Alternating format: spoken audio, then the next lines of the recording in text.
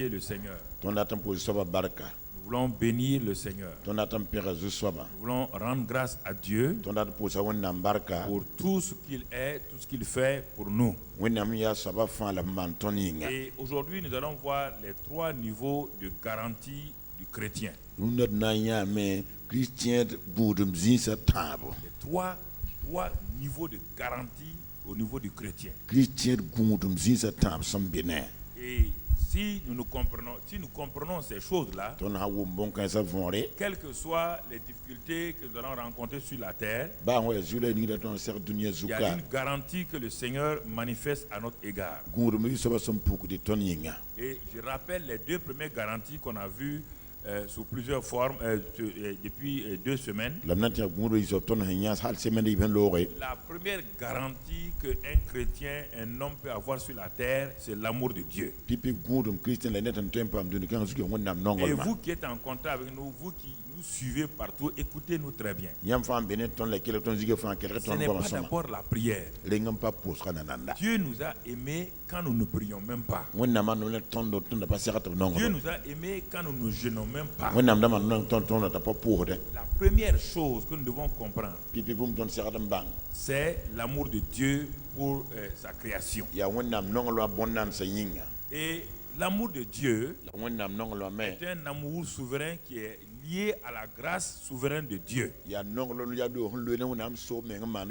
Et quand l'amour de Dieu s'est manifesté, il y a 7 choses qui se sont manifestées pour suivre cet amour-là. Et ces 7 choses-là concernent la vie de l'homme sur la terre. Et nous avons vu et nous allons les répéter ce matin. La première chose que l'amour de Dieu a manifesté est que tant que vous n'êtes pas sur ça, vous allez prier, jeûner, ça ne vous servira à rien. L'assurance, la garantie, c'est que tu dois réaliser, tu dois savoir avec certitude que Dieu nous a aimés de façon inconditionnelle. Et comme il nous a aimés de façon conditionnelle, inconditionnelle, alors qu'est-ce qu'il a fait? Il nous a réconciliés avec lui-même et a fait la rémission de nos péchés. Ça, c'est la première garantie, le premier résultat, le premier bénéfice de l'amour de Dieu pour les hommes. Dieu n'est pas venu pour donner des choses aux gens, il n'est pas venu pour élever les gens. Il est venu d'abord réconcilier l'humanité qui a chuté avec lui.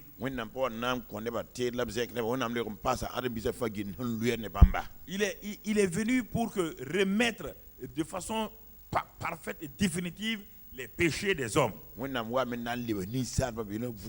Ça, c'est le premier élément dont je dois avoir la certitude dans mon cœur, et c'est ça qui donne la garantie, le premier aspect de la garantie de Dieu pour ma vie. Maintenant,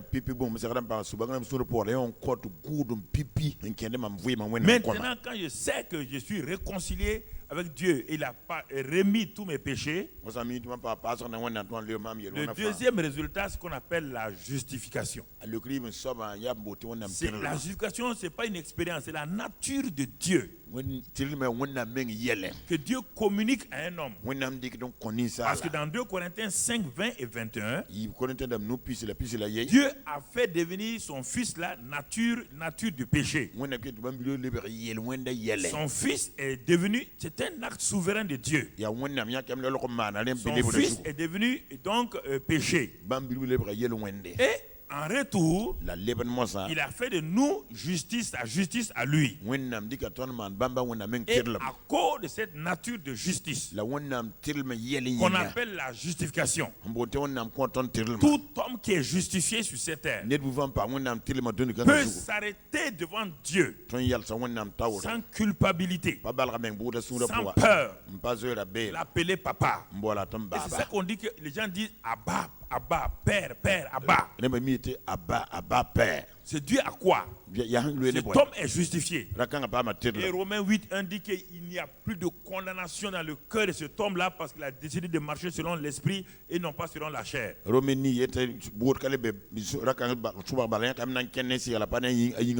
cette nature, cette justification-là, c'est le deuxième résultat et qui me donne de savoir ce que l'amour de Dieu a fait pour moi. Troisième résultat de l'amour de Dieu pour moi, c'est la bénédiction sur toutes les formes spirituelles. Ça c'est dans Ephésiens 1:3. Il dit il nous a bénis. Dieu ne peut pas bénir quelqu'un qui n'est pas justifié et qui n'a pas été réconcilié, dont les péchés ne sont pas remis.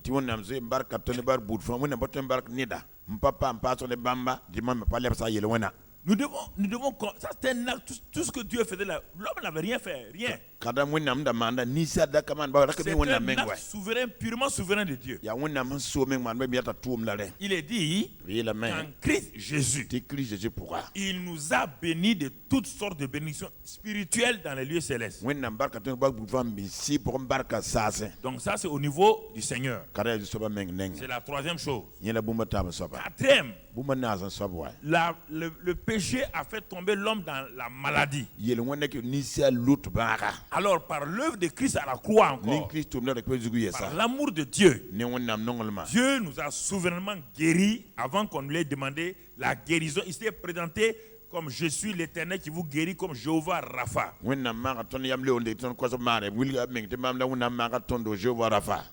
Jéhovah Rapha, l'Éternel qui vous guérit. Et il a mis nos maladies sur son fils Jésus librement. Il l'a frappé librement. Pas parce que tu as demandé. Ça c'est l'amour de Dieu qui a fait ça. Et cinquième chose, la délivrance de la puissance des ténèbres. Colossiens 1:13 et 14 nous parlent de cela. C'est-à-dire que Satan, nous étions sous la domination de Satan. Nous étions sous la domination de la puissance des ténèbres. Tant que tu n'as pas compris ça, ta vie chrétienne ne peut pas porter du fruit durablement. La Bible dit que nous avons été délivrés, littéralement délivrés. Ce que Christ a fait. La puissance des ténèbres n'a aucun pouvoir sur ma vie. Dieu l'a résolu, il l'a réglé, il l'a fait. Et c'est pourquoi il a dépouillé Satan. Il l'a livré en spectacle. Il est allé jusque dans le séjour des morts. Il l'a poursuivi. Mais Satan croyait que c'est lui qui avait gagné. Il l'a poursuivi dans le séjour des morts. Et quand le Saint-Esprit est venu pour le ressusciter, il a pris les clés de la mort et du séjour des morts. Il est passé par le tombeau, récupérer son corps. Et voici Jésus maintenant qui a dit que vous êtes délivrés de la puissance des ténèbres. Et sixièmement, il s'est fait pauvre pour que toi. Dieu n'a jamais dans le plan de Dieu la pauvreté. Que vous connaissez la pauvreté n'a rien à voir dans le plan de Dieu. Adam et Ève n'étaient pas pauvres. Adam et Ève n'ont jamais été pauvres. Et Dieu n'a pas prévu la pauvreté. Si vous êtes pauvre, c'est pas votre mentalité qui est pauvre. Dieu n'a jamais prévu la pauvreté. C'est pourquoi il s'est fait pauvre. 2 Corinthiens 8:9. Frères et sœurs, pauvreté veut dire c'est une mentalité. C'est un manque. C'est pourquoi David reprend dans son psaume, il dit l'Éternel est mon berger, je ne manquerai de rien. Enlevez le mot riche aujourd'hui avec des milliards. Enlevez ça. Mais Adam n'avait pas de milliards. Mais il avait tout. Il était à l'aise. Il ne manquait de rien. C'est ça la prospérité. C'est ça la prospérité. Et le dernier élément, c'est le salut en Christ. Il nous a sauvés potentiellement.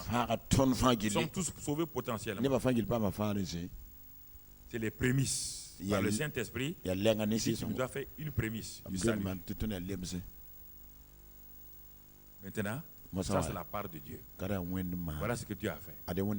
Et chaque fois que quelqu'un vient à Christ, reçoit ce Jésus-là comme sauveur et Seigneur,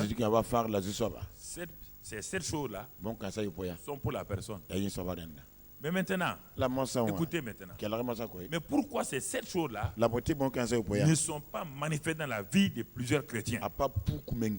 C'est ce qu'on a vu la semaine dernière et on a prié dessus. Ces 7 choses-là, bien qu'elles soient réelles, ce sont des faits, on les appelle des faits. Ces 7 choses, quand on les regarde attentivement, on va voir maintenant que cela dépend de notre amour que nous avons pour Dieu. Et beaucoup de pasteurs n'ont pas saisi ça. C'est pourquoi ils font prier les chrétiens. On ne prie pas pour ça, ça c'est des faits. Tu n'as pas prié pour que Dieu donne son fils. Tu n'as pas prié pour que Dieu te guérisse. Tu n'as pas prié pour que Dieu te sauve. Ce sont des faits. Un fait n'est pas une promesse. Un fait, on accepte. Par quel moyen? Je dis par quel moyen. Alors frères et sœurs, alors quand on va dire aux gens d'aller prier pour ça là, insulter Dieu. Et insulter Dieu quand il a dit que volontairement j'ai frappé mon fils. Tu ne t'es même pas né. Quelle prière t'a amené à ce que Dieu frappe son fils? Maintenant, qu'est-ce que Dieu me dit? Il dit il y a 7 choses qui, ces 7 choses-là vont être réelles pour toi lorsque maintenant tu acceptes mon amour pour toi et qu'au retour tu acceptes de m'aimer.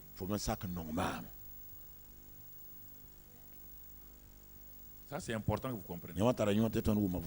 L'amour là a 2 faces.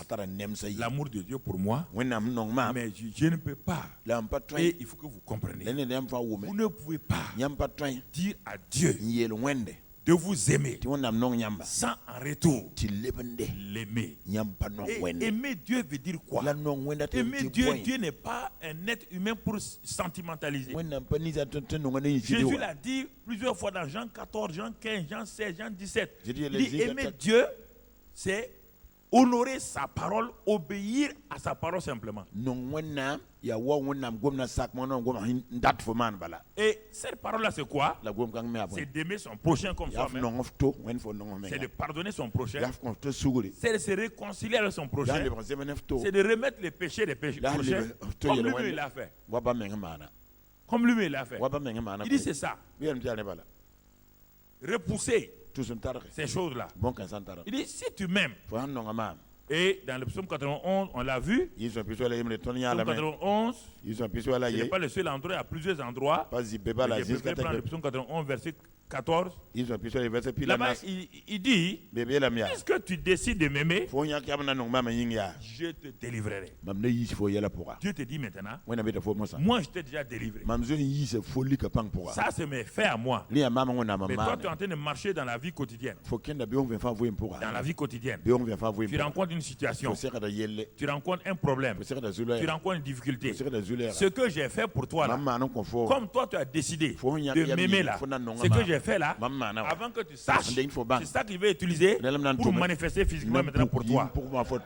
Je te délivrerai. Non pas que c'est ce jour-là qui va te délivrer. Non, c'est ton amour qui va activer. En chimie, il y a des activateurs. Il y a des activateurs. Tant qu'il n'y a pas ça là, l'élément ne peut rien va se passer.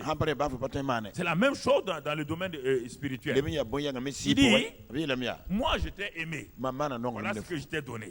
Voilà ce que j'ai fait pour toi.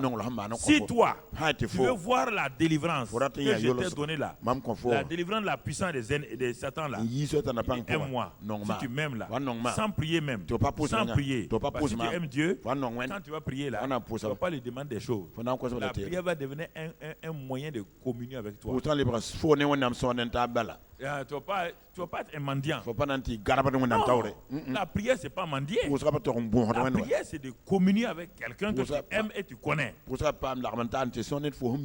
discutes avec lui, tu révèles ses secrets et tu lui exposes les problèmes de ton cœur.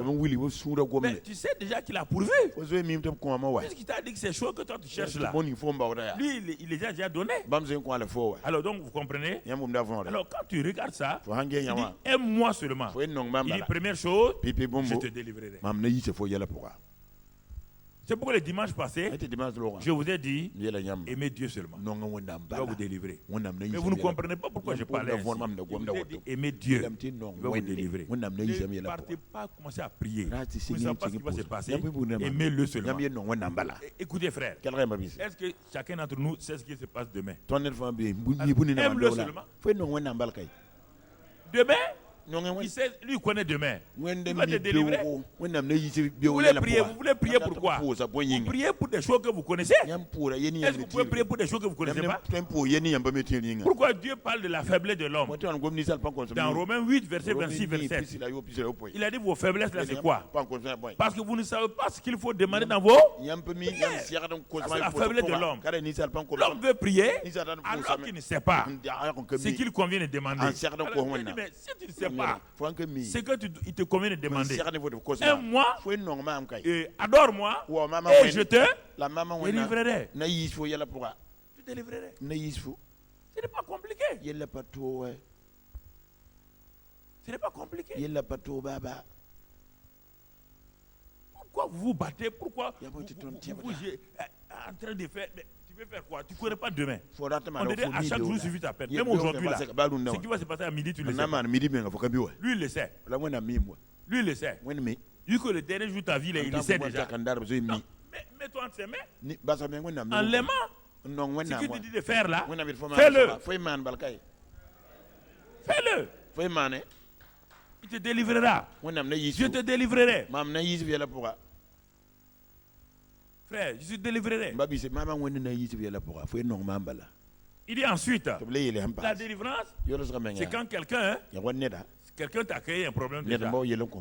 Délivrer du filet de l'oiseleur. C'est-à-dire que tu es dans le filet de l'oiseleur. Délivrer de la maladie. C'est-à-dire que tu es déjà malade. Donc ça c'est le premier élément. Mais il dit maintenant, ce n'est pas fini. Si tu m'aimes et tu connais mon nom, je te protégerai. Là, c'est une action de quoi? Prévention. L'autre, c'est comme entre la guérison et la santé. Beaucoup de chrétiens veulent être guéris. C'est parce que tu es malade, tu veux être guéri. Mais si tu demandes la bonne santé, c'est pas mieux. La bonne santé est supérieure à la guérison. Frères et sœurs. Oui. Les gens sont là, guéris-moi, guéris-moi. C'est parce que tu aimes la maladie, c'est pourquoi tu dois te guérir. Dieu a prévu la bonne santé dans Proverbe 4, verset 20 à 23. Il dit sa parole est un médicament qui donne la santé à tout le corps. Tout le corps. Donc vous comprenez, frères et sœurs, je te protégerai. Puisque tu m'aimes et tu connais mon nom. Parce que mon nom est une tour forte. Il dit, mais David là, dans l'Ancien Testament, comment ce jeune homme là a été protégé des attaques de Saül? Parfois il était entouré. Si vous n'aimez pas Dieu, maintenant que vous êtes entouré par des ennemis, vous allez faire quoi? Quelle foi vous avez? La peur vous a envahi? Et vous savez que vous êtes désobéissant. Vous savez que Dieu ne va pas vous protéger. Vous mieux développer l'amour pour Dieu. Il a dit, aime-moi. Arrêtez de chercher des choses. Arrêtez de courir. On a fait tout ça là. C'est quand on grandit plus. C'est pourquoi je suis étonné avec Paul. Paul est un bébé. Il fait de grandes choses. Paul s'arrête dans Philippiens. Il dit non. Mes amis, il dit mais je crois tout ce que j'ai expérimenté là, ce que j'ai connu là, je vois que ça me donne rien. Il dit maintenant, je veux le connaître. Une nouvelle. Tout ce que j'ai connu là, c'est des choses inutiles pour moi. Tout ce que j'ai expérimenté là, c'est presque de l'ordure pour moi. Regardez un homme qui a eu de grandes choses, un grand ministère, qui trouve que ce n'est rien. Parce que la connaissance de Dieu même, il n'était pas réel en lui. Regardez Job. Un homme qu'on disait qu'il craignait Dieu. Il s'assoit et il pleure. Il crie en se repentant, en disant j'avais seulement entendu parler de toi. Mais maintenant maintenant, mes yeux t'ont vu. Je te connais maintenant. Alors donc, frères et sœurs, dans votre vie chrétienne, vous vous trompez en croyant que vous connaissez Dieu. Vous avez entendu parler de Dieu à travers les prédicateurs. Vous avez entendu parler de Dieu à travers les messages. Mais quelle est la connaissance que tu as avec Dieu toi-même? Quelle est la connexion que vous avez avec Dieu? Le problème, c'est ça. C'est cette connaissance qui fait que Dieu vous révèle les choses. Dieu vous prévient d'avance. Le peuple de Dieu est assis à la rizière en train de pleurer, alors qu'ils doivent avancer pour connaître Dieu. Voici. Troisième chose, il dit, si tu m'aimes en connaissant mon nom, non seulement je te délivre, je te protège, mais là, maintenant, quand tu vas prier là, maintenant tes prières là, tu vas prier pourquoi maintenant? Tu es déjà délivré, tu es protégé. Tes prières seront plus, Seigneur, protège-moi, garde-moi. Ça sera sur autre chose. Hein? Ça sera sur les bonnes choses maintenant. Il dit, invoque-moi et je te... Et on a vu que Jérémie nous a dévancé. Jérémie 33:3 nous a dit, et quand on est comme ça, quand on connaît Dieu, quand on l'aime, on connaît son nom. Et il dit ici, quand le psalmiste dit de l'invoquer, il dit, c'est l'invoquer pourquoi? Dieu va te faire quoi? Il va te révéler de quoi? Des grandes, des choses qui sont quoi? Cachées. Pourquoi? Parce que les choses cachées appartiennent à qui? Et les choses là, ces choses là t'appartiennent quand elles sont quoi? Alors il y a des choses qui sont révélées. Ce sont ces choses là. Elles sont révélées. Comment ça va se passer? Il ne le sait pas. Il faut l'aimer. Quand tu l'aimes, il va te délivrer. Quand tu l'aimes, il va te protéger. Quand tu l'aimes, quand tu l'invoques maintenant, c'est lui. Les choses qui lui appartiennent, les choses qui sont son partage, il va commencer à te les révéler. Et des grandes choses, des choses que tu ne connais pas. C'est ça que la prière fait. La prière, c'est pas demander. C'est niveau primaire, la prière. À un moment donné, toi-même, tu es dégoûté. Donne-moi une moto, donne-moi ceci, donne-moi une maison. À la fin, tu es dégoûté. Ça n'a pas l'air de marcher. Tu sens que quelque chose ne va pas. Le païen ne demande pas ça. C'est toi tout le temps qui as demander. Le païen dit, moi je veux avoir ma maison. Toi tu demandes une maison, tu ne gagnes pas. Alors à un moment donné ta foi. Dieu te dit le chemin. Voilà ce qu'il t'a donné. Invoque-moi et je lui répondrai. Et quatrième chose, je serai avec lui dans la détresse. Puisqu'il dit, le malheur atteint souvent le... Et moi je fais quoi? Comme ce juste-là est toujours avec moi, il croit en moi, il m'aime, je vais faire quoi? Je le délivrerai toujours. Vous plaignez que vous êtes parti chez tel prophète, on a prié pour vous, vous plaignez que vous êtes parti, non, c'est pas le problème. Vous partez, vous embarquez, vous vous embourbez dans des choses qui ne vont pas. Dieu vous dit ici là. C'est ça là. Non. Je vous enseigne. Vous allez quitter. Vous allez dire, on a dit qu'il y a prière là-bas. Allez-y. Il vous montre le chemin. Il te dit aime-moi. Aime-moi. J'ai déjà préparé tout pour toi. Aime-moi. Et la délivrance que j'ai préparée devient réelle. La protection que j'ai préparée devient réelle. L'exaucement devient une réalité. Et dans la détresse, tu t'en sortiras toujours. Cinquième chose, il dit, je le glorifierai. Il va t'honorer. Dieu honore les gens. Il n'y a pas un dans la Bible, un seul homme dans la Bible qui a prié comme on le fait là pour qu'il soit élevé. Il n'y a pas. Montrez-moi cette personne. Dieu les a élevés un à un. Ils ont fait ce que Dieu a dit. Dieu a dit à Abraham, si tu vas, tu seras un homme élevé. Il est parti, il n'a pas été un homme élevé. Dieu n'a pas parlé à Moïse. Si tu vas, je vais t'élever. Oui ou non? À David, le petit berger. Il n'a pas été élevé. C'est eux qui ont prié pour être élevés. Vous passez votre temps à prier pour être élevé. Quel est cet égoïsme-là? Vous voulez prier pour être égoïste pour dominer sur qui? S'il n'y a pas un poste pour vous, et vous créez un poste par la prière, vous allez troubler tout le monde. Mais si Dieu vous place, vous ne troublez personne. Laissez Dieu vous placer. Parce que si vous voulez vous placer, ça veut dire que vous voulez la place de quelqu'un d'autre, oui ou non? Est-ce que Dieu n'a pas assez de place? Même dans la Bible, déjà, dans Jean 14, Jean 14, il a dit quoi? J'ai assez de quoi? Dieu n'est pas un gouvernement limité. Non. Les gouvernements ce monde-là, maximum 30 membres, 20 membres, 50 membres. Dieu n'est pas 50 membres. Si les 2 milliards de chrétiens pouvaient être sur Dieu, va élever les 2 milliards de chrétiens. Non, ne vous laissez pas troubler. Les choses vont arriver dans ce monde-là. Vous ne pouvez pas les empêcher d'arriver. Dieu n'a pas dit que ça n'arrivera pas. Dieu a dit les problèmes arrivent. Mais n'ayez pas peur. Il dit moi, j'ai vaincu. C'est ça que vous devez vous appuyer. J'ai vaincu, j'ai vaincu. Laissez les païens courent. Les gens font la violence. Les gens courent ici. Reste calme.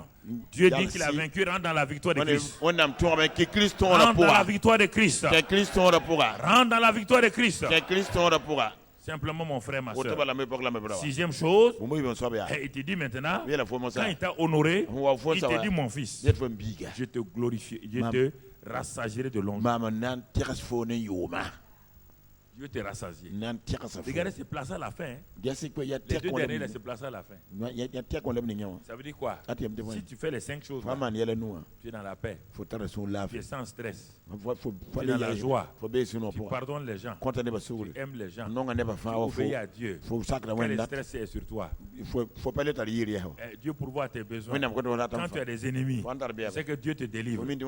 Et tu sais que dans n'importe quelle situation, tes jours font quoi? Augmente, mon ami.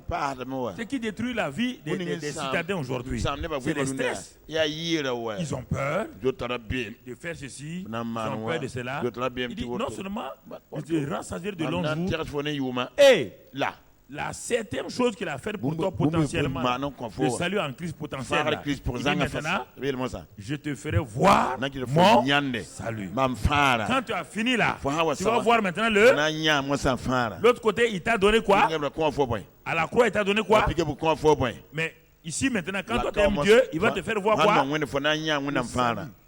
Ouais, les 7 choses sont là. Maintenant, c'est complet. Ça vient de quoi? L'amour que Dieu a pour toi, ton amour pour Dieu. Alors les deux, les deux sont là. Les deux sont là. Il y a trop d'ignorants dans le christianisme. Trop d'ignorants. L'ignorant conduit un ignorant. On va faire ceci. Toi, tu vas faire quoi? Toi, non, tu vas faire quoi? Tu vas faire quoi pour Dieu? Si Dieu n'a rien fait, tu vas faire quoi? Tu vas faire quoi? Rien. Absolument rien. Est-ce que nous comprenons? Il y a des choix que nous devons comprendre. Alors, premièrement, l'amour de Dieu pour moi. Deuxièmement, l'amour que j'ai pour Dieu. Alors, Dieu et moi maintenant, nous marchons ensemble. Et troisième élément de la garantie maintenant. Alors Dieu me dit en ce moment-là, comme moi je t'aime et que tu as décidé de m'aimer en obéissant, comme tu as décidé de m'aimer, il dit écoute-moi, alors je vais prendre soin de toi parce que tu deviens mon souverain bien, tu deviens mon bien. À partir de ce moment-là, tu vas commencer à réaliser quelque chose dans ta vie. Tu vas commencer et c'est ce que je veux voir, c'est le troisième niveau de garantie, le niveau supérieur. 1 Corinthiens 6, 19. 1 Corinthiens 6, 19 nous parle et nous dit maintenant, donc Dieu et moi, on est d'accord. On est ensemble. Alors, il me dit ceci.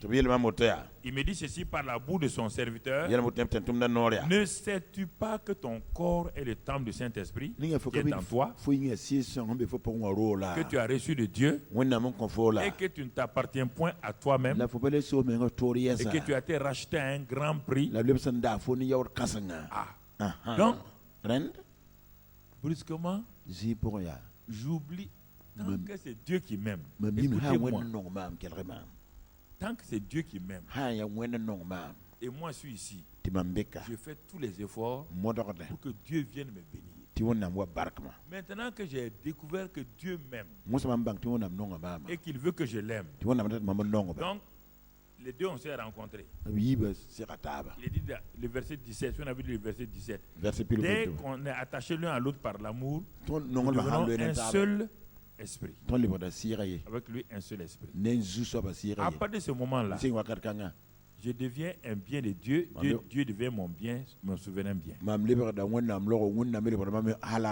En ce moment-là, frères et sœurs, puisque Dieu devient mon bien et je deviens son bien, quel est le problème que j'ai? Puisque automatiquement, je vais voir ce qu'il va faire, ce qu'il fait dans ma vie. Je réalise quelque chose d'important que je veux commencer à découvrir. Ce n'est plus à moi à rester loin pour prier Dieu. Non. Je ne veux pas rester loin puisque maintenant Dieu et moi nous sommes un en Christ et nous sommes devenus par le Saint-Esprit un seul esprit. À partir de ce moment-là, mon frère, ma soeur, tu vas commencer à découvrir la nature de Dieu, ce que Dieu fait pour toi et que tu n'as pas encore découvert et que tu as perdu ton énergie, ta force à faire.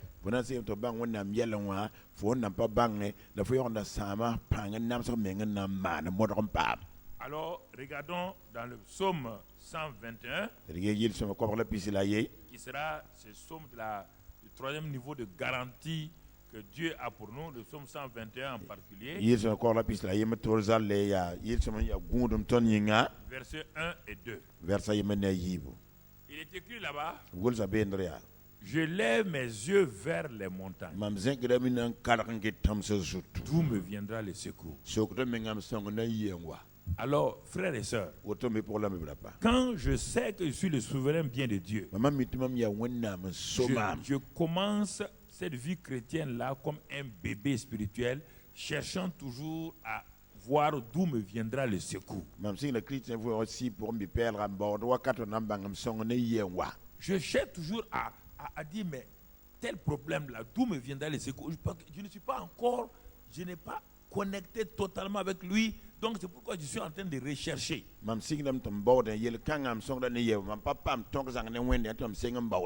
Mais quand je commence à réaliser que je suis un seul esprit avec Dieu, donc 1 Corinthiens 6, 17 par le Saint-Esprit, et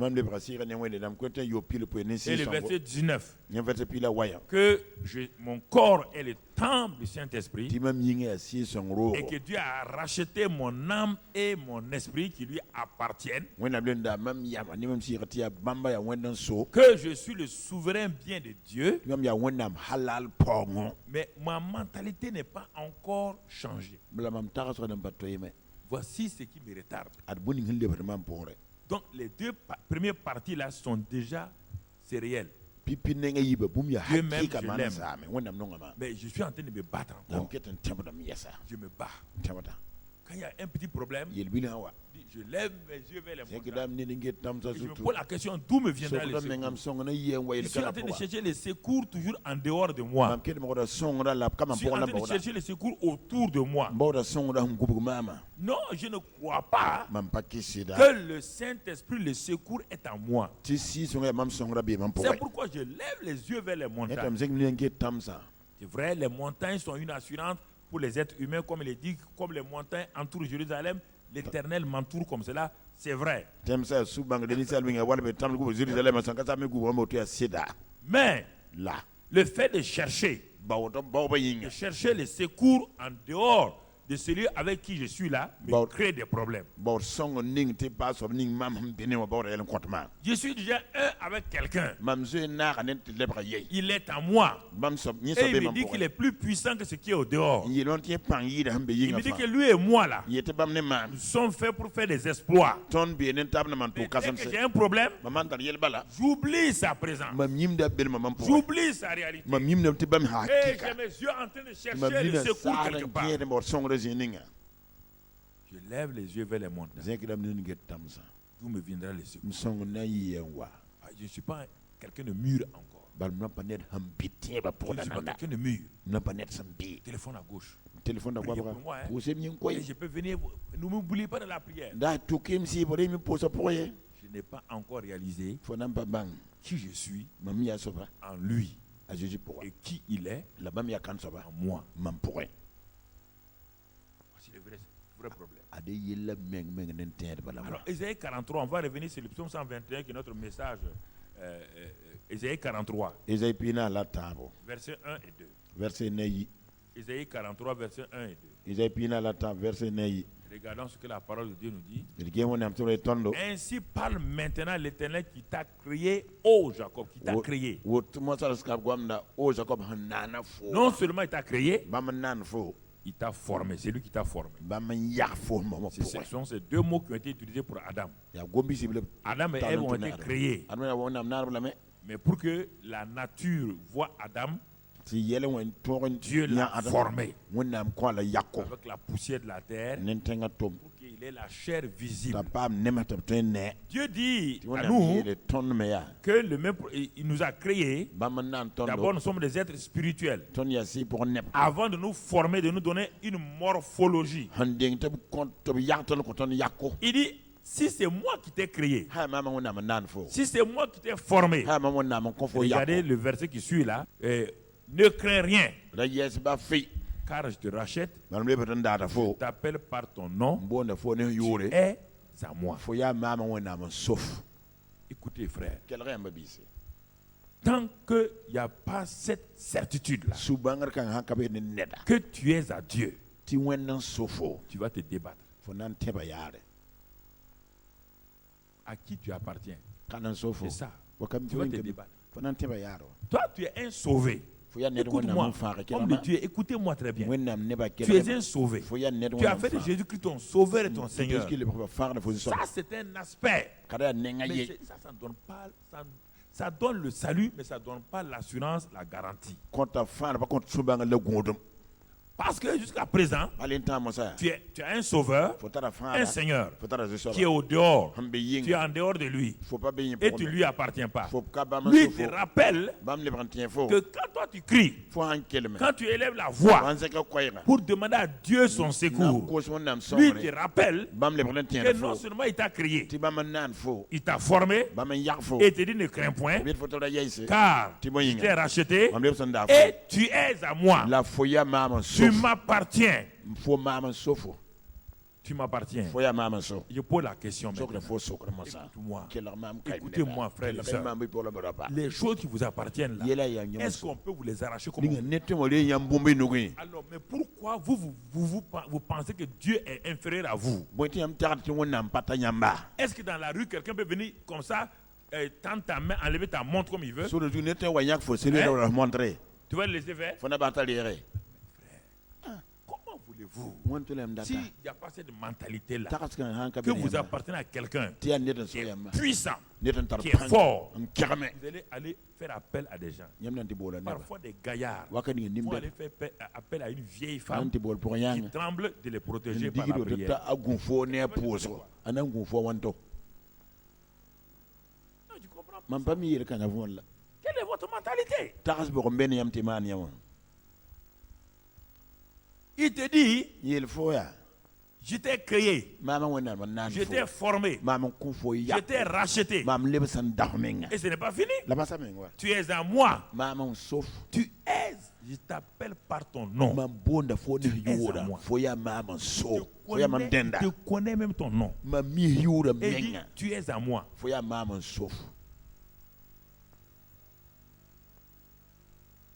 Comment? C'est ça la troisième garantie là.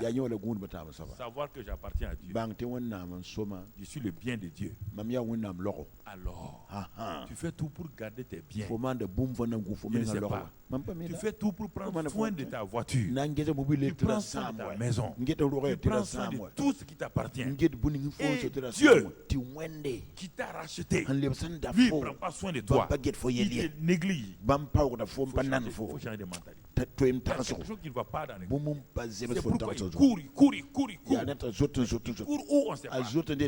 Tu es à moi. Je te connais par ton nom. Allez-y vous asseoir. Si vous croyez ça là, venez me dire si c'est vrai ou pas. Allez-y vous asseoir. Votre vie change. C'est impossible que quelqu'un croit ça et qu'il reste dans la peur, qu'il reste dans la détresse, qu'il reste dans le péché. Tu es à moi. Tu es à moi.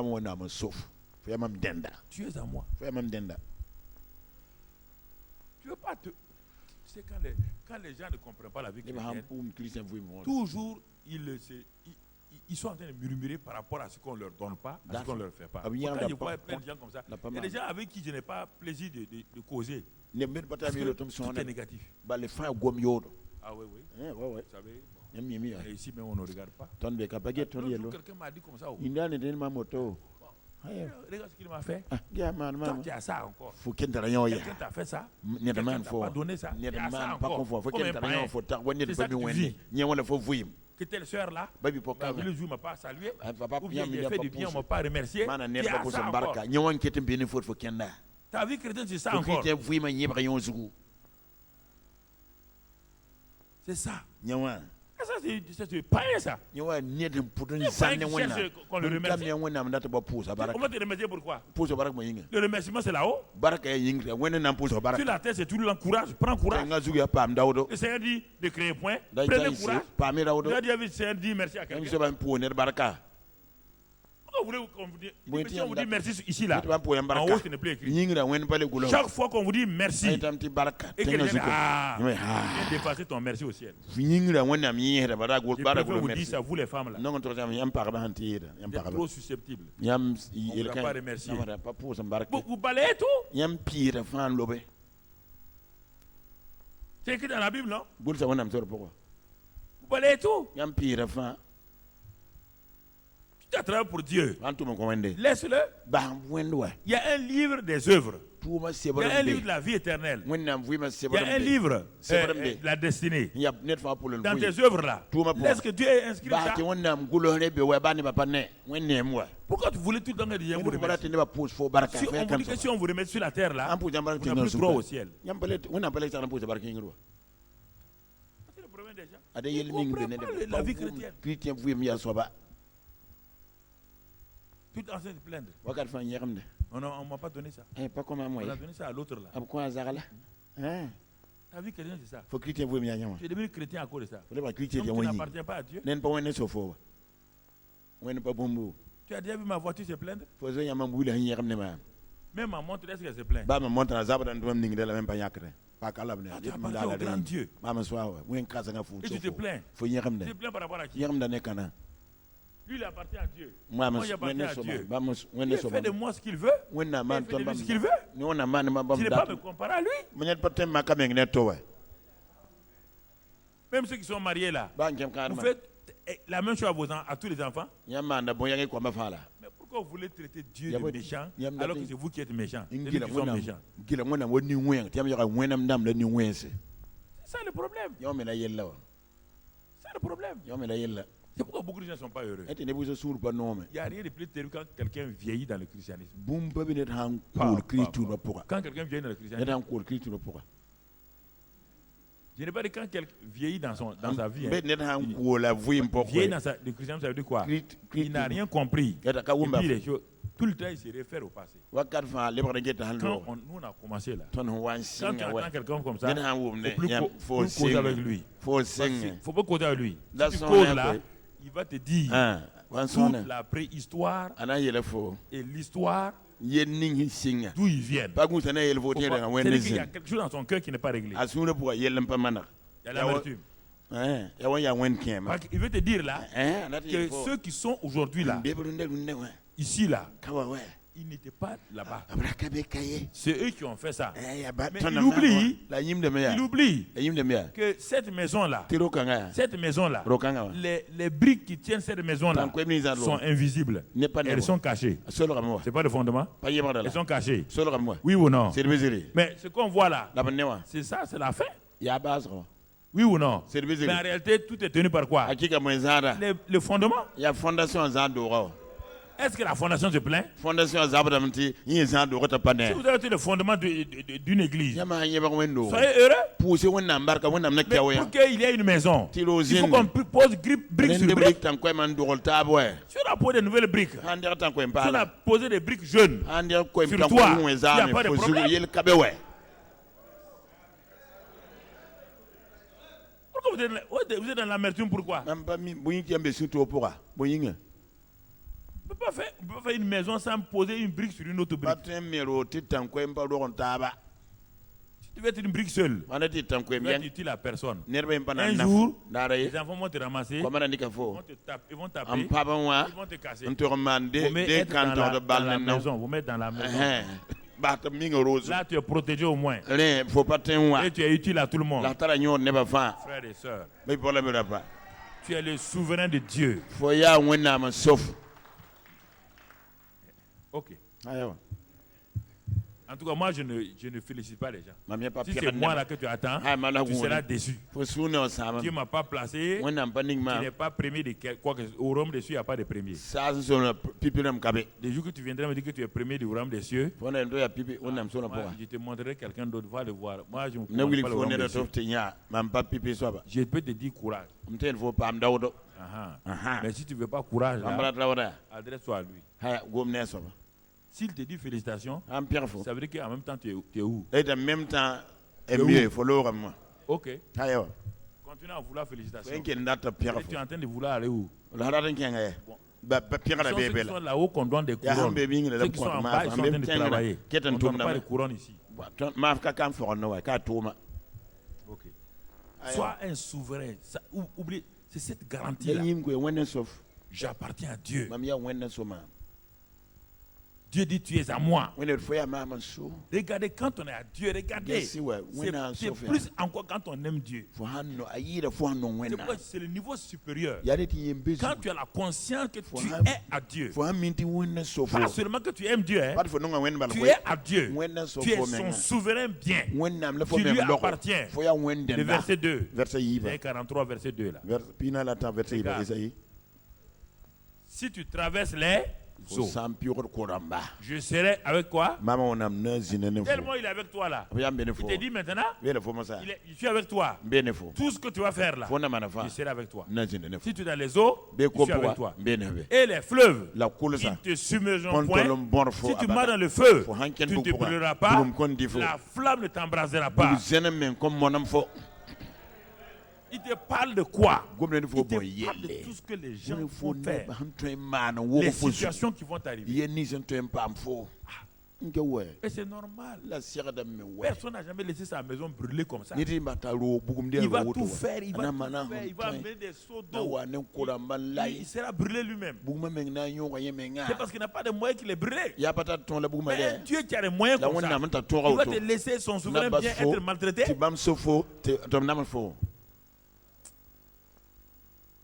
Que vous comprenez ça? Moi, j'ai fait ça pour Dieu.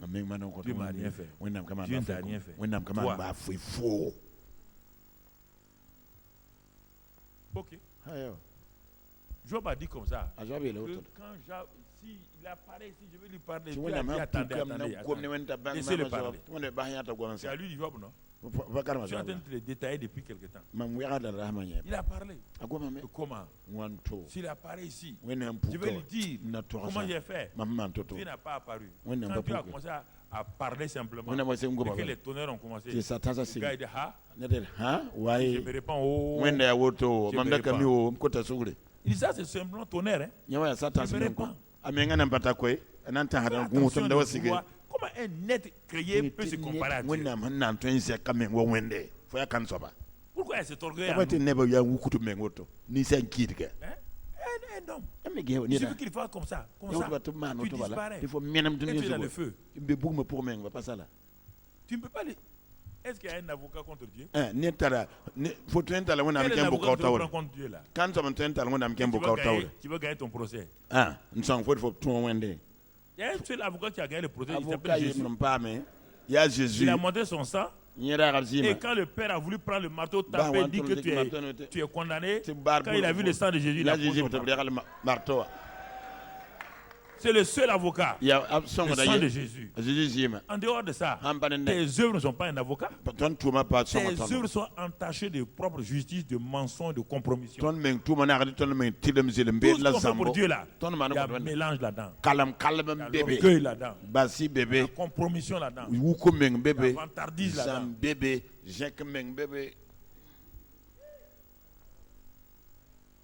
Arrêtez ça. Moi, je ne me base pas sur mes œuvres. Je me base sur l'amour de Dieu.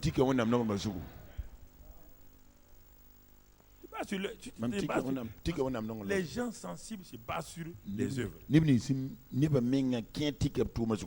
pas merci. On fait 3 jours de salut.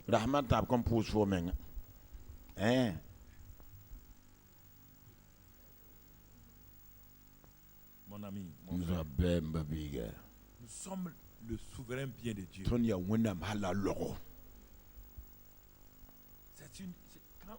on sait ça, moi j'appartiens à Dieu. Mais regardez comment les gens se vantent. Je fais partie de la famille royale.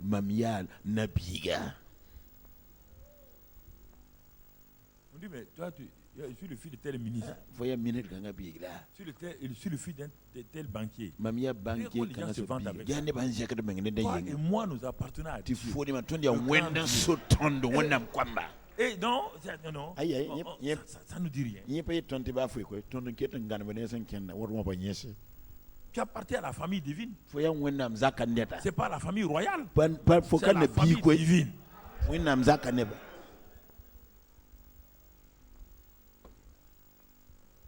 Quand il y a ça, que je lui appartiens, dans le psaume 121, verset 3, on revient au psaume 121. Psaume 21, verset 3. 121. Il ne permettra point que ton pied chancelle. Il me garde. Il ne permettra point. Le secours me vient de l'Éternel. Il ne permet point que mon pied chancelle. Ma marche est parfois difficile. Il y a des choses que Satan plante devant moi. Jude 24. Or, à celui qui peut vous préserver de toute chute, il dit qu'il va garder ton pied de chute. Et je dis non, pas de la chute, de toute chute. Et vous faire paraître devant sa gloire irrépréhensible et dans l'allégresse. Il peut vous préserver de toute chute. Comprenez? Toute chute. Ça veut dire que vous quittez votre position. Chute là, c'est pas simplement tuber sur un caillou tombé. Non. Là-bas, on dit quand le juge tombe cette fois, il fait quoi? Quand quelqu'un a chuté, il ne relève pas. Quand les empires ont, l'empire babylonien, donc tous ces empires ont chuté là, il n'y a plus vu. Chuter est plus que tomber. Quand quelqu'un a chuté, ça veut dire qu'il a chuté. Il dit qu'il te préserve. Tu peux tomber, mais tu ne dois pas chuter. Tu ne dois pas quitter ta position. Tu ne dois pas quitter ce que Dieu dit que tu es. Les gens peuvent rire de toi pendant un temps donné. Les gens peuvent dire, ah mais ce gars-là, ça ne va pas, il est tombé. Mais Dieu dit, moi je te préserve de la chute. Il dit, tu es tombé, relève-toi toi-même. Mais la chute ne t'arrivera pas. Parce que la chute est accompagnée de honte. La chute est accompagnée de honte. C'est important que nous comprenions cela. Important que nous saisissions ces vérités. Psaume 25, verset 15. Psaume 25, verset 15. Psaume 25, verset 15. Et qu'est-ce que la parole de Dieu nous dit là-bas? J'espère que vous qui êtes en contact avec nous dans vos maisons, vous pouvez nous répondre Alléluia. Répondez-nous Alléluia. On vous entend. Gloire à Dieu. Soyez assurés. Si je tourne constamment mes yeux vers l'Éternel, car il fera sortir mes pieds du filet. Oui, c'est ça. Puisqu'il me garde de toute chute, qui veut me faire chuter? Il y a un oiseleur qui veut mettre mes pieds dans des filets. Donc Dieu dit que mes pieds, quand il a mis des filets, Dieu fait sortir mes pieds de ce filet-là. Et frères et sœurs, ça que le psaume 121 nous dit. Et quand nous croyons ça, nous marchons selon ça, il y a une garantie dans nos cœurs. Nous voulons prier. Alors que quelqu'un a déjà parlé. Et le psalmiste nous dit que voilà ce que lui a expérimenté. Nous voulons recommencer des choses que des gens ont déjà faites au lieu de suivre leurs traces. Pourquoi aller créer une nouvelle route en pleine forêt alors que quelqu'un a déjà passé par une route, il t'a laissé la trace?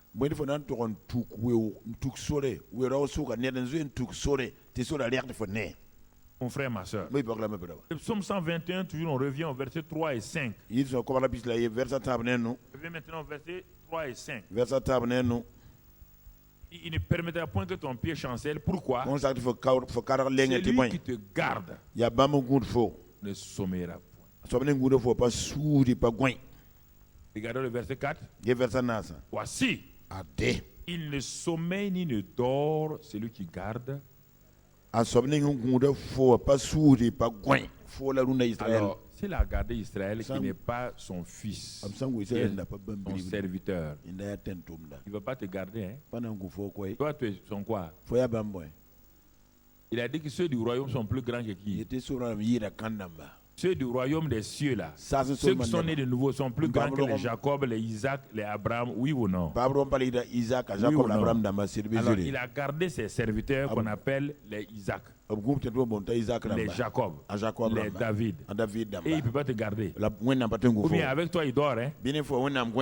Avec nous il dort. Regardez, réfléchissez. Allez-y vous asseoir un peu. Allez-y vous asseoir. Il me semble que parfois c'est que ça ne rentre pas. Allez-y vous asseoir. Vous qui voulez tout le temps prier là.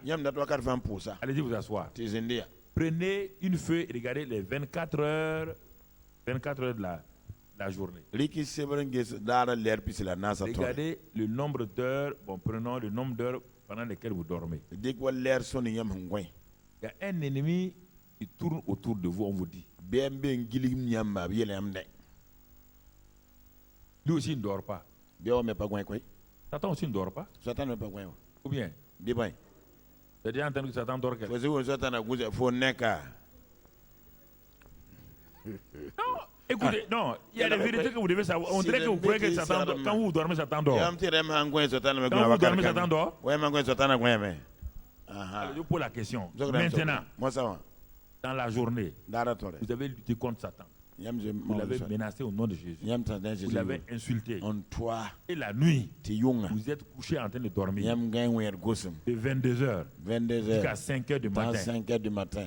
Lui, il ne dort pas. S'il n'y a pas quelqu'un qui garde, qui veille là, il va faire quoi? Tu vas te réveiller? Tu vas te réveiller?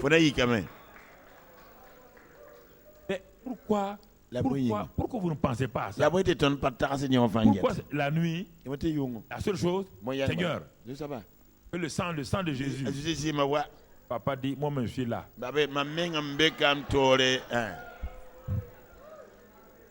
Le sang de Jésus est au ciel. Moi-même je suis là. Il dit, invoque-moi. Je ne sommeille pas. Je ne dors pas. Je ne suis pas un vieillard qui somnole. Non, il ne somnole pas. Je vous ai raconté la semaine dernière, cette maman qui était à Londres et que quand les Allemands commençaient à pilonner, voulaient pilonner Londres. Chaque fois, quand les sirènes sonnaient, tout le monde court dans les abris contre les bombes. Voilà, et un jour, elle s'est assise. Dans la journée, elle lisait. Elle est arrivée à ce passage. Que Dieu ne sommeille ne dort. Il dit, ça là c'est vrai. Elle ne va plus courir. La nuit, les bombes, les avions allemands ont commencé à survoler Londres. Les gens ont dit à la maman, viens. Tout le monde court et dit qu'elle ne bouge pas. Ils sont allés se cacher. Ils ont fait des jours sans la voir. Tout le monde elle est morte. Que les avions là, une semaine après, quand les gens sont sortis et que l'Allemagne avait des problèmes, la maman était là. Où tu étais? Écoutez, tu as dit, et lui ne sommeille pas, lui ne dort pas. Alors, si lui ne dort pas, il ne sommeille pas, ce n'est pas la peine que moi je perde mon temps pour veiller et sommeiller. Donc moi je fais quoi? Moi je dors. Mais tu dormais où? Sur ma terrasse. Il a dit qu'il veille sur moi. Est-ce qu'il y a une bombe qui veut venir trouver papa, bon Dieu, là, et puis la bombe va me toucher? Les gens ont remis la tête. Ce qu'elle disait, c'était vrai. Mais on la prenait pour une folle. Très souvent, quand on prend pour de fous, là, sachez que vous êtes bien. C'est pourquoi en ville, quand les gens disent qu'ils sont fous, là, ils savent très bien qu'on n'est pas fous. C'est-à-dire qu'ils veulent dire que vous êtes courageux, vous avez la foi. Mais ils n'ont pas dit ces mots-là, ils disent que vous êtes des fous. Si vous êtes des fous ayant la foi, il n'y a pas de problème. Laissez-les avec leur intelligence. Mon frère, ma soeur. Donc c'est pourquoi il est dit ici, il dit il ne sommeille point, il ne dort point. Celui qui veille sur Israël, il veille. Il veille. Dieu est un veilleur. Dieu ne mange pas, il ne boit pas, il ne dort pas. Il veille sur toi. Psaume 125, verset 1. Il veille sur toi comment? Psaume 125 avant de revenir. Ceux qui se confient en l'Éternel sont comme la montagne de Sion. Elle ne chancelle point, elle est affermie pour. Regardez ta confiance. Si tu crois que tu lui appartiens, avoir confiance veut dire quoi? Que je lui appartiens. Je suis son souverain bien. Je ne sais pas pourquoi les gens sont inquiets. Ils sont inquiets pour leurs affaires, inquiets pour leur entreprise, inquiets pour leur maison, inquiets pour leur parti politique, inquiets. Vous pouvez faire quoi? Jésus a dit avec vos inquiétudes, vous ne pouvez pas noircir un de vos cheveux, ni blanchir. Vous ne pouvez pas ajouter une coudée. Donc, vous ne pouvez pas. L'inquiétude ne peut pas. L'inquiétude ne peut pas. L'inquiétude ne peut pas. L'inquiétude ne fait que diminuer ta vie. L'inquiétude coupe ta vie en morceaux. Il vous prévient maintenant. Je ne peux pas m'empêcher d'être inquiet. C'est pas vrai. Je ne peux pas t'empêcher d'être inquiet. Champ de pensée. C'est pas champ de pensée. C'est pas vrai. Il n'y a pas un seul homme qui ne peut pas changer de pensée. Commence à compter 1, 2, 3, 4, 5, 6, 7, 8. Et au moins tu dis 1, 2, 3, 4, 5, 6. Arrête. En même temps, tu dis Jésus. Quand tu dis Jésus, là, tu peux continuer à compter. Tu peux continuer à compter.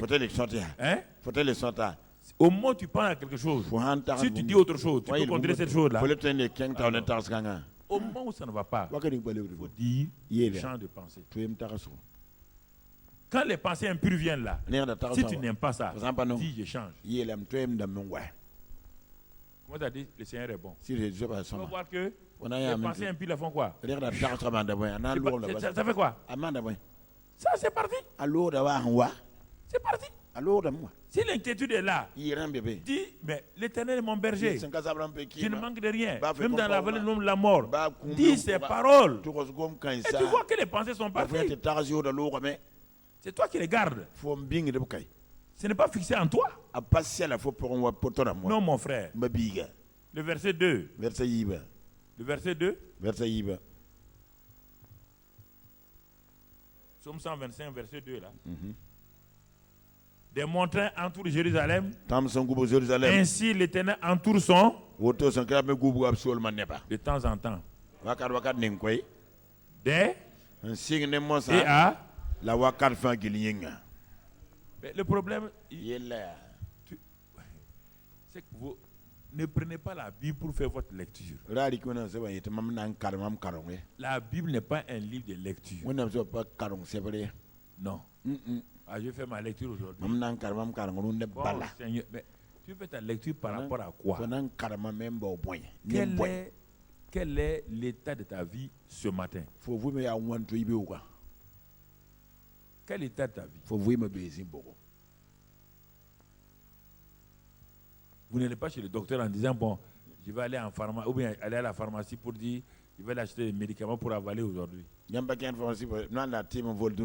Vous allez chez le pharmacien. Donnez-moi un médicament. C'est pourquoi? Non. Je vais avaler des médicaments aujourd'hui. Regarde, c'est pas nous qui allons te tuer ici. Si tu veux te suicider, il y a une autre pharmacie devant, va devant. On te lève, on n'ouvre pas la Bible pour lire la Bible. Tu cherches quoi? Quel est ton problème? Quel est ton besoin? Quel est ton besoin? Et face à ce besoin, il y a la réponse de Dieu. Comment tu peux être édifié quand toi tu es en train de lire les choses, c'est pas moi, sur des choses inutiles, alors que ton problème c'est la santé. Tu es en train de lire sur la prospérité et tu veux être édifié pour la santé.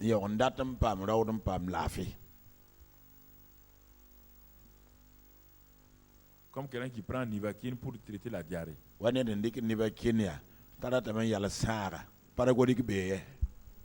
Mais tu as pris médicament? Oui, j'ai pris médicament. Mais pourquoi ta diarrhée ne s'arrête pas? Non, j'ai pris des médicaments. À la fin, tu dis, man, mais qu'est-ce que tu as pris au juste? J'ai pris Nivaquine.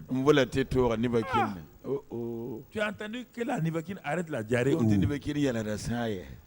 Il dit non, mais quand même, on a dit que si on est malade, on prend un médicament. Écoutez, frères et sœurs, vous ne pouvez pas. Vous êtes des scientifiques.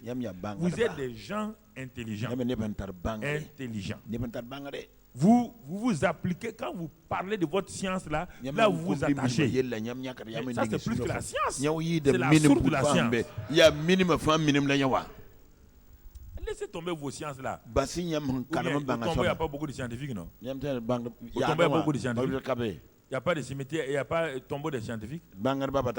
Ceux qui ont inventé qui ont découvert la science là, avant vous, simplement des copistes. Ils sont nombreux. Regardez, quel est votre problème? Regardez là-dedans, il y a tout là-dedans. Tu veux progresser dans quel domaine? Tu veux progresser dans l'amour? Commence à regarder l'amour depuis son origine. L'origine, l'amour.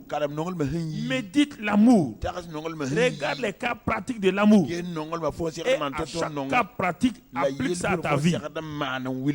Et prie pour ça. Tu vas voir que ta vie va changer. Mais tu ne peux pas passer le temps à lire la Bible. Tu lis un verset sur l'amour, tu sautes un autre verset sur le combat spirituel, un autre verset.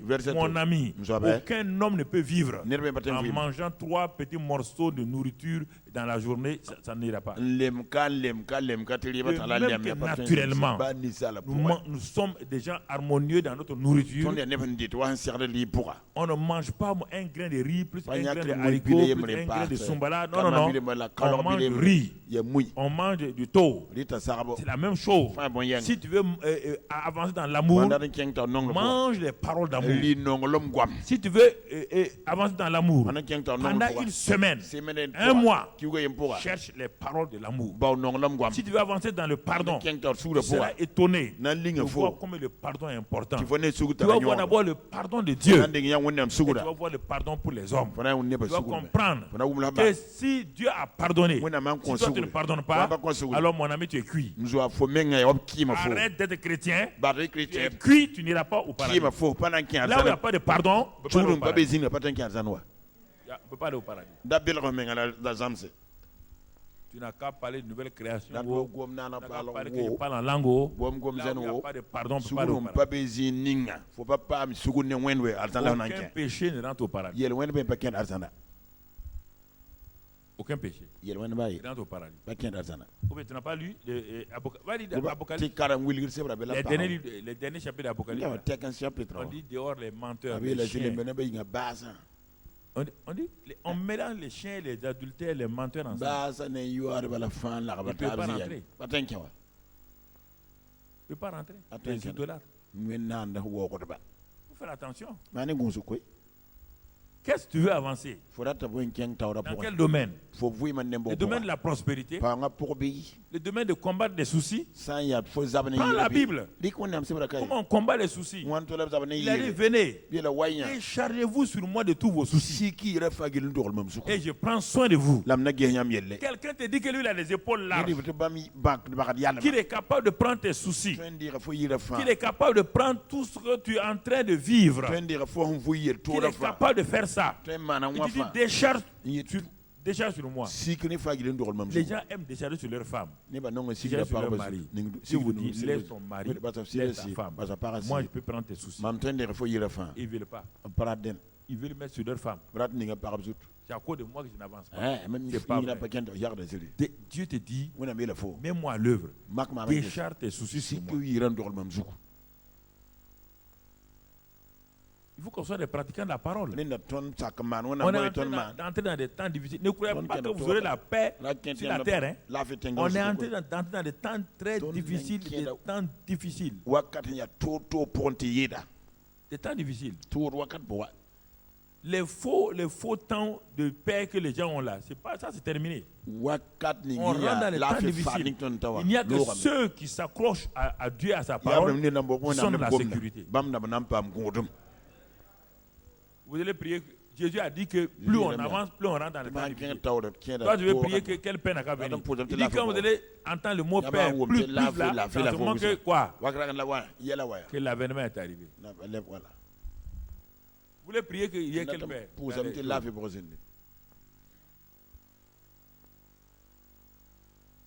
Sinon, pourquoi on va te dire que les flèches qui volent le jour? C'est qui dans la Bible, non? Les flèches qui volent de jour. C'est des balles qui volent de jour. On dit, tu ne peux pas les empêcher. On te dit que toi, tu fais confiance en Dieu. Que 1000 vont tomber à ta droite. Tu ne seras pas atteint. Pourquoi vous leurrez? Dieu ne n'a pas dit de prier que dans les nations, il n'y aura pas de flèches, il n'y aura pas de choses. Dieu vous a jamais dit ça. Pourquoi les gens veulent gêner pour des choses qui ne vont pas marcher? Jésus a dit, vous n'avez rien vu encore. Il dit, les douleurs de l'enfant, vous n'avez même pas vu. Vous entendrez parler de ces choses-là. Comme les gens ne veulent pas là. Dieu dit, j'ai lâché. Vous allez entendre parler de ces choses. Il dit, les gens vont mourir de crise cardiaque à cause de la peur. À cause des vents seulement de la mer. C'est dans les évangiles. Jésus qui l'a dit. Sinon, n'a pas dit que. Il dit il y aura tellement de problèmes. À tel point que les élus, si Dieu ne suspendait ça, même les élus, on n'a pas les chrétiens, les élus. Donc dans les chrétiens, il y a ce qu'on appelle les élus. Beaucoup sont appelés, mais peu sont. Ça veut dire que les épreuves vont se multiplier, que les gens vont se trahir parmi les chrétiens. Des frères vont livrer des frères, les enfants vont livrer leurs parents, les parents vont livrer les enfants. Tout ça, quand tu arrives là-bas, tu ne veux pas lire. C'est ça qui est en train d'arriver. Que tu lises et que tu te prépares, que tu fais semblant de... Et je ne joue pas à l'Autriche. Jésus l'a dit. Si tu crois que ce que Jésus a dit pour la guérison est vrai, c'est vrai aussi pour les tribulations des temps de la fin. Il dit tremblement de terre. Ça se multiplie devant toi. Tu vois. Fais attention. Bien-aimés frères et sœurs. Les gardiens humains dorment. Mais le gardien divin ne dort pas. Quand des ennemis sont contre vous, Dieu les fera dormir. Quand Dieu voulait libérer Pierre de la prison, il a fait dormir tous ses gardiens. Il a fait dormir tous ses gardiens. Quand les gens sont venus, ils sont passés toutes les portes là. Tous les gardiens étaient KO. Quand on a mis Paul et Silas en prison, ils ont dormi. Ils ont chanté. Le gardien dormait. Il a fallu qu'il y ait un tremblement de terre. Il s'est réveillé puisqu'il prend son épée. Et puis il veut te tuer. Paul dit non, on est là. Il dit ah bon? Oui. Dieu ne dort pas. Il ne sommeille ni ne dort. C'est lui qui veille sur toi. N'aie pas peur, mon frère. N'aie pas peur. C'est important. C'est pourquoi une fois, Dieu a permis à David, comme Saül le cherchait là, Saül le cherchait. Un jour, David est parti, Saül dormait dans une caverne. Tous ces gardes-là, tous ces gardes dormaient.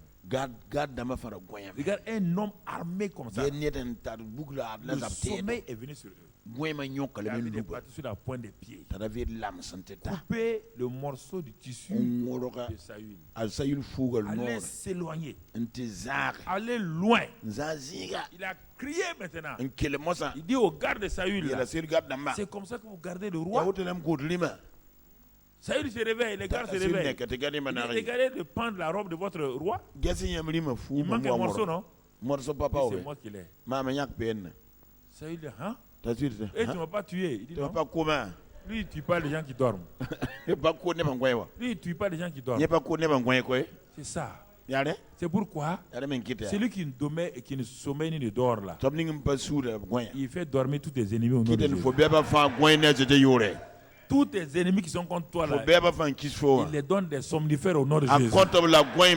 Tous les plans qui sont dans leur tête là, il les enlève au nom de Jésus. N'aie pas peur des ennemis. Livre les ennemis entre les mains du Seigneur. Ils ne peuvent rien faire contre toi. Écoutez, frères et sœurs, écoutez ces choses-là. On va aller vers la fin. Versets 6 et 7 de Psaume 121. Le Psaume 121, versets 6 et 7. Et qu'est-ce qu'il dit maintenant? Dans ce passage-là, il dit pendant le verset 5, l'Éternel est celui qui te garde. L'Éternel est ton ombre à ta main droite. Pendant le jour, le soleil ne te frappera point. Ni la lune pendant la nuit. Donc, Dieu te dit qu'il te garde à tout moment. Il te garde à tout moment. Il te garde à tout moment. Et puis ensuite, verset... L'Éternel te gardera de tout mal et il gardera ton âme. Vous voyez bien, il garde ton âme. Et verset 8, l'Éternel gardera ton départ et ton arrivée dès maintenant et à jamais. te promet que tous tes déplacements, tes sorties, ce n'est pas seulement les voyages, hein, tes sorties de ta maison. Tu sors de ta maison, tu reviens en bonne santé. Tu sors de ta maison, que les flèches qui volent de jour, les balles qui volent de jour, tu reviens en bonne santé. Tu ne seras pas atteint. Parce qu'il a mis des anges autour de toi. L'ange de l'Éternel campe autour de toi. Dans ces temps difficiles, il vaut mieux être un souverain bien de Dieu. Dans ces temps difficiles-là, malgré tous les plans de l'ennemi, il faut te livrer entre les mains du Seigneur. N'aie pas peur. Premièrement, Dieu dit qu'il t'aime. Et comme ce Dieu-là t'aime, il a fait 7 grandes choses pour toi. 7 grandes choses que tu dois accepter. Ces 7 grandes choses-là, c'est la réconciliation et la rémission des péchés. C'est la justification. Il t'a justifié. C'est la bénédiction. Il t'a béni en Christ Jésus de toutes les bénédictions. Mais c'est aussi la délivrance, la puissance de tes ennemis. C'est aussi la prospérité. C'est aussi, du moins, il te fait voir le salut pour toujours. Et donc, ces bénédictions-là sont en Christ déjà. Il te dit maintenant, pour que cela soit manifesté, il te faut un activateur. Si tu as déjà fait la chimie, tu comprends ces termes-là, ou bien même l'Internet. Il te faut un activateur. Ça est là. Il te faut un activateur.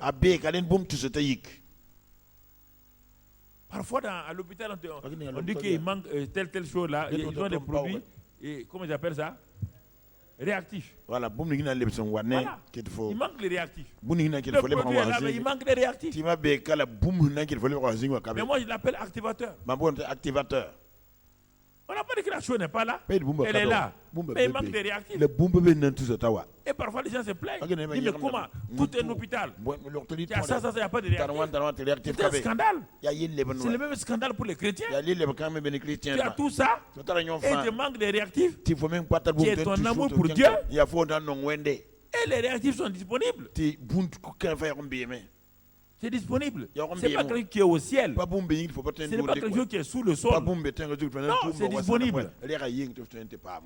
Vous comprenez? Alors, frères et sœurs, Dieu te dit, tu veux voir ces choses-là. Apprends à m'aimer. Aimer Dieu là, c'est pas parfait d'un seul coup. Dieu sait que il sait, il connaît tes faiblesses, il connaît tes limites, mais décide que toi tu vas l'honorer, tu vas honorer sa parole, tu vas obéir à sa parole. Et les grands domaines où obéir à sa parole, il y a 2 grands domaines. Quand tu fais ça, le reste devient facile. C'est le pardon et aimer son prochain comme soi-même. Ces 2-là seulement, il n'y a plus rien. Tous les péchés sont liés à ça. Tous les péchés contre qui? C'est contre Dieu, c'est contre ton prochain. Toujours. Tu comprends? Et contre toi-même. Et très souvent, quand tu ne pardonnes pas aux gens, c'est que tu ne te pardonnes pas. Et Dieu t'a dit de pardonner aux gens comme tu te pardonnes. La plupart des gens qui réagissent dans le pardon, ils ne s'aiment pas eux-mêmes, ils ne se pardonnent pas. Ils ont posé des actes, ils croient que Dieu leur en veut, ils croient que leur environnement leur en veut. Ils deviennent aigres tout seuls. Même si tu le salues, il est en bagarre. Mais il y a quoi motif? Personne même ici. C'est ainsi. Parfois, une femme peut quitter la maison comme ça. On ne sait pas où elle est. 3 jours, elle peut disparaître. Où elle est? La maison, même, ça m'embête. Moi, je n'aime pas l'atmosphère de la maison. Non, tu ne t'aimes pas toi-même. Tu ne t'aimes pas. C'est pourquoi tu crois que les gens ne t'aiment pas. Quand tu entends des paroles comme ça, sache que la personne a des problèmes. Il ne faut pas lui en vouloir. Il faut apprendre à t'aimer toi-même. Il y a un problème, c'est que tu ne t'aimes pas. Et souvent, les gens ne s'aiment pas à cause des actes qu'ils ont posés. Et quand on ne s'aime pas, on ne croit pas à l'amour de Dieu. On ne croit pas. On croit qu'on doit payer. Il y a plein de chrétiens qui sont en train de payer pour des faux péchés. Et est-ce qu'ils croient que Dieu est rancunier comme eux? Ils ne connaissent pas Dieu. Ils ne connaissent pas Dieu. Ah non, ça m'arrive. Non, c'est bien, Seigneur. Bon, je suis d'accord avec toi que tu me punisses comme ça. C'est le moment qui est cherché ce problème-là. Ils croient qu'ils sont braves. C'est l'ignorance. Ma soeur, qu'est-ce qu'il y a? Comment? Dieu, mais quand même, Dieu est juste. Ce qui m'arrive là, c'est moi qui l'ai cherché. Tu ne connais pas Dieu? Dieu, avec toi, il va faire comme ça. Pourquoi? Donc il a donné son fils là, il est insensé alors. Est-ce que l'amour de Dieu pour toi là était limité? Était limité à 10 péchés? 100 péchés? C'est difficile que les gens s'aiment. La plupart des problèmes, c'est que les gens ne s'aiment pas. Et tout de suite, ils croient que les gens les aiment. Ils croient que les gens les aiment. Parce qu'ils se dévalorisent. Et quand ils se dévalorisent, ils ne peuvent pas aimer Dieu.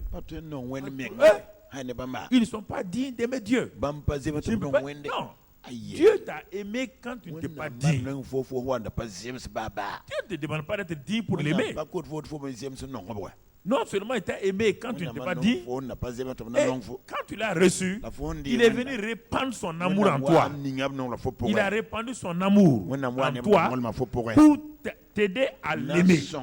Il sait que tu ne peux pas l'aimer. Mais toi, tu refuses l'amour de Dieu pour toi. Tu refuses l'amour que Dieu a mis en toi. Et tu veux accuser les gens que les gens n'ont pas t'aimé. Ça, c'est difficile. Tu refuses les deux amours, tu refuses l'amour divin qui ne change pas. L'amour humain change. Toi, tu refuses l'amour divin qui dit je t'aime sans condition. Et tu sais que l'amour humain est limité. Toi, tu en veux à l'amour humain. Et tu n'en veux pas le fait que tu as rejeté l'amour divin. Écoutez-moi un peu là. C'est ça mon problème. Il te dit que lui, il t'aime sans limite. Il t'a pardonné. Non seulement il t'a pardonné, il a jeté tes péchés dans la mer de l'oubli. Dans Michée 7. Il a jeté tes péchés dans la mer d'oubli de Dieu. Il pardonne, il oublie. Et te dit à toi, tu es purifié, va, tu es justifié. Il n'y a plus de condamnation pour toi. Mais tu as un problème pour accepter ça. Alors, sois sûr, tant que tu ne vas pas accepter ça, c'est difficile que tu aimes ta femme, c'est difficile que tu aimes ton prochain. C'est impossible. Impossible. Si tu n'aimes pas, c'est l'amour que Dieu a donné, l'amour qui excuse tout, qui croit tout, qui espère tout, tu refuses ça. Qui va te donner cet amour? Ce que tu cherches là, c'est des sentiments. Et ce sera des sentiments mensongers. Ah oui, ma fille vient là. Ça, c'est du mensonge. C'est de l'abus. C'est d'abus, c'est du mensonge. Tu vas entendre des belles paroles. Ah, tu es excellente. Hein? Tu es excellente. Ça, c'est du mensonge. Tout ce que l'homme donne là est teinté de mensonge, est teinté de compromis. Dieu, le seul qui dit qu'il aime là, c'est Dieu. Je t'aime d'un amour éternel. Le seul vrai, c'est Dieu. Mais si tu refuses ça, tous les autres amours là, que l'homme soit, Dieu soit trouvé vrai et que l'homme soit quoi? L'amour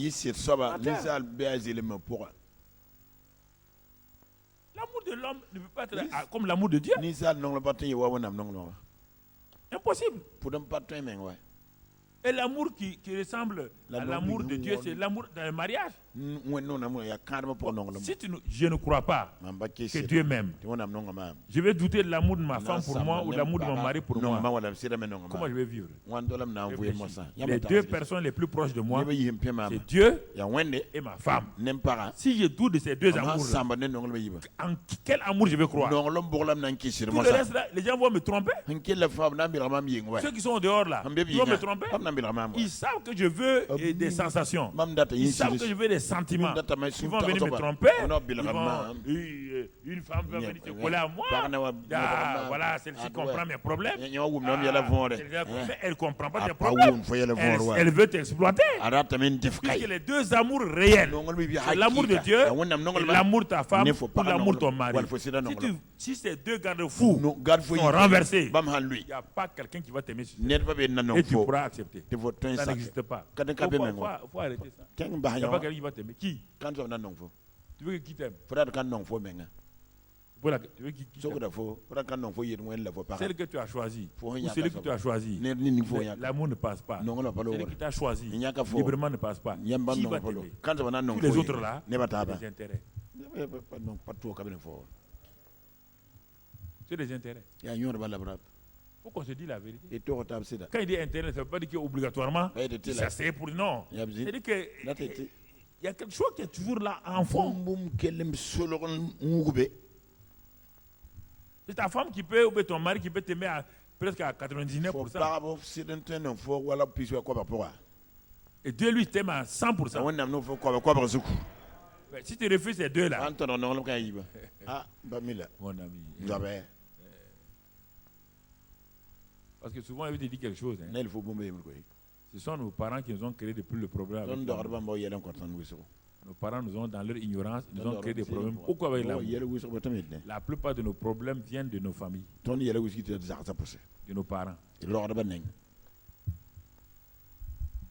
nos parents. La plupart de nos problèmes viennent de là-bas. Pas parce qu'ils le font exprès. Non, c'est ça. Regarde la Bible. Regardez Sarah.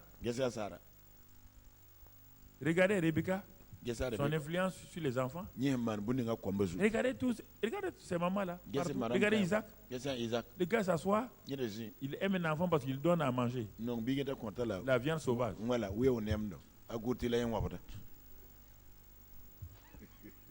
Pourquoi tu aimes Isaïe? Tout le temps il amène antilope.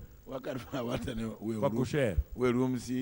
Et Jacob. Ah non. Jacob, c'est une femmelette ça. Il est tout le temps les jupons de sa mère. Un papa qui aime quelqu'un à cause de choses. Regardez, il a créé, lui, maman, sa femme aussi a créé un problème. Elle aussi, Dieu a dit que le plus petit, elle a tout de suite manipulé. Oui. C'est ça. L'amour divin, l'amour de son mari, l'amour de sa femme. C'est ça que Dieu compare. Il dit, Marie, aimez vos femmes. Dieu n'a jamais dit, il n'a jamais dit à un garçon d'aimer sa fiancée. Jamais. On n'aime pas sa fiancée. On aime sa femme. Parce que si on comprend l'amour, on sentimentalise sa fiancée. Mais quand elle devient ta femme, tu découvres son caractère. Maintenant, tu vas commencer à l'aimer. Le sentiment s'arrête.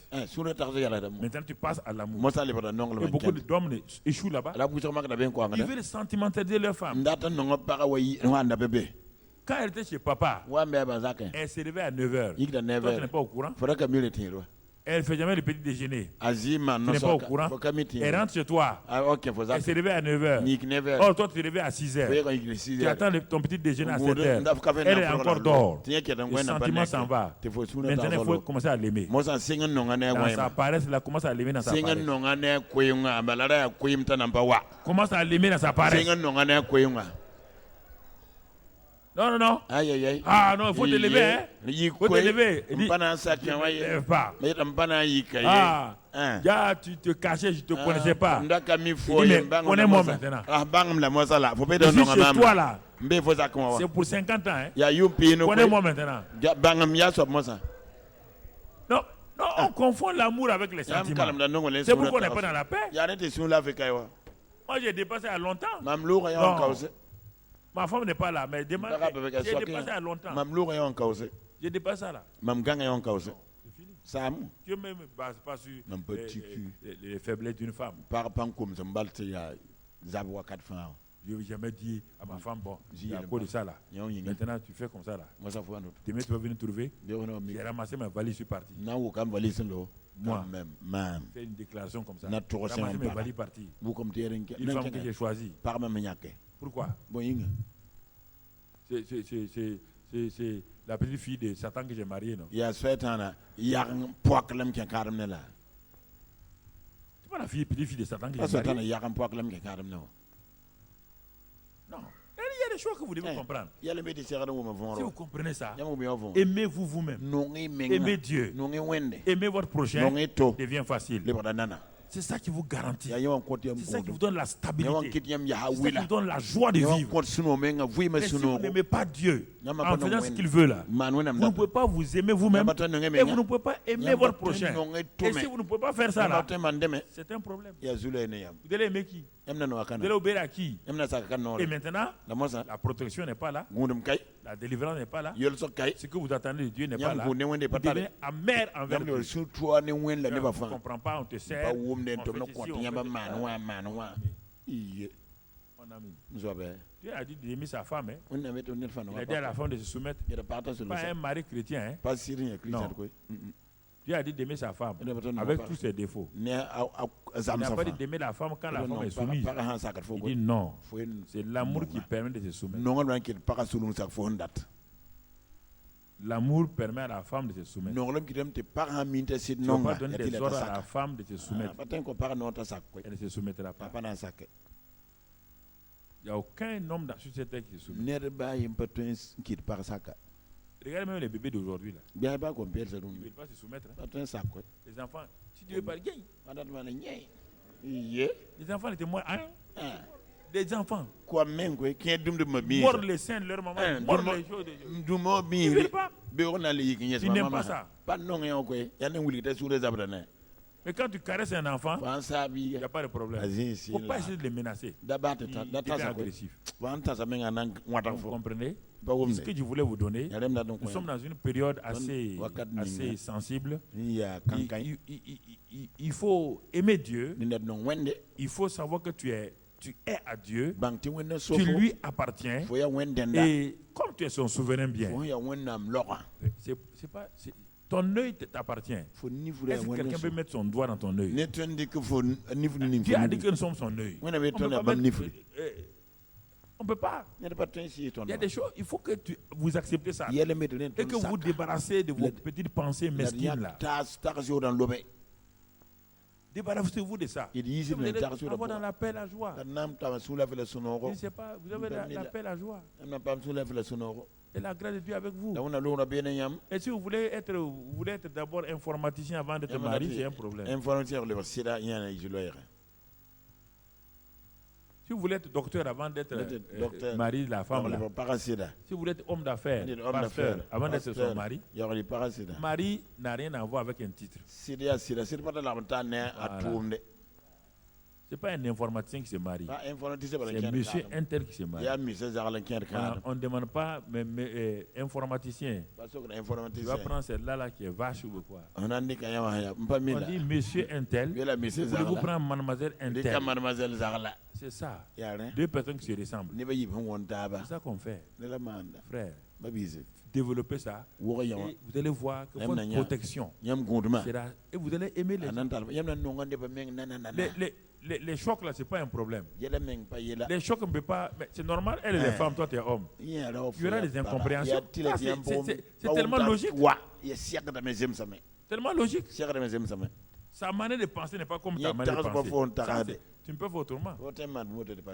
Aime-la seulement. Et elle va se soumettre. Et le reste va. Mais si tu veux qu'elle fasse et soit ton esclave, c'est impossible.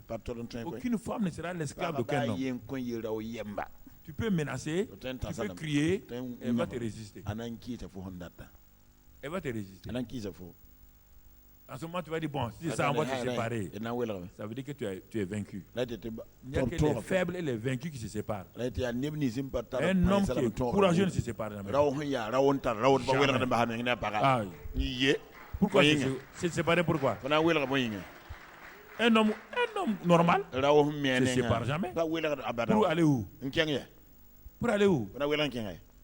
Parce que simplement la femme, pour aller où? Tu vas faire quoi? Tu vas faire quoi? Prions. Excellent Père de grâce. En ce jour de culte de dimanche, nous te disons merci. Non seulement merci pour nos vies personnelles, merci pour nos familles, merci pour l'église de Christ. Partout se trouve le peuple de Dieu. Nous te sommes reconnaissants pour tous tes bienfaits. Nous te bénissons pour ton amour et ta grâce. Sois exalté et sois magnifié. Père, merci pour cette nation du Burkina Faso que nous t'avons confié pendant ces jours et ces jours. Et nous savons que tu poses ta bonne main sur cette nation pour bénir cette nation-là encore. Nous savons que tu nous as exaucés, tu nous as entendus. Que ta paix règne dans cette nation-là. Que tu bénisses toutes les parties prenantes, toutes les composantes de la population. Que tu les bénisses, que tu les guides, que tu les gardes. Père, nous te disons merci pour tes merveilles envers nous. Merci pour ton amour et ta bonté. Merci pour ta grâce. Merci pour ta fidélité. Sois béni et sois loué, Père, au nom de Christ Jésus.